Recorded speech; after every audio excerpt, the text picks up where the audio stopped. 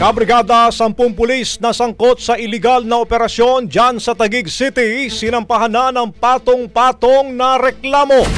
Yan ang unang balita, hatid sa atin ni Brigada Jigo Custodio. Brigada Jigo, ibrigada mo! Brigada Live Report!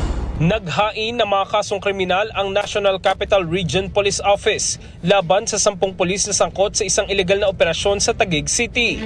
Ayon sa Taguig City Police Station, kabilang sa mga kasong isinampa ay robbery, grave coercion, physical injury, obstruction of justice, malicious mischief, child abuse, unlawful arrest at violation of domicile.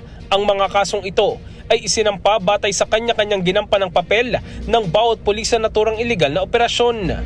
Kasalukuyang sinusuri ng Department of Justice ang mga reklamo upang alamin kung mayroong sapat na batayan upang ituloy ang kaso.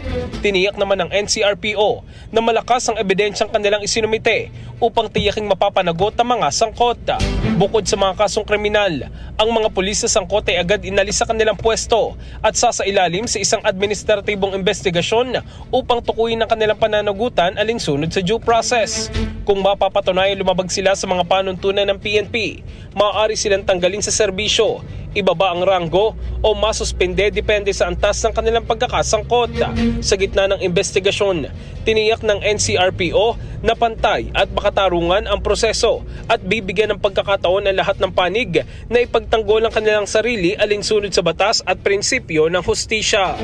In the heart of changing lives, ito si Brigada Jigo Custodio ng 105.1 Brigada News of Manila, The Music News Authority. Bagong-bago, Brigada Balita Nationwide. Brigada Balita Nationwide. Ang bahaging ito ay hatid sa atin ng DriveMax Herbal Capsule. Lalaking angat, tumatagal.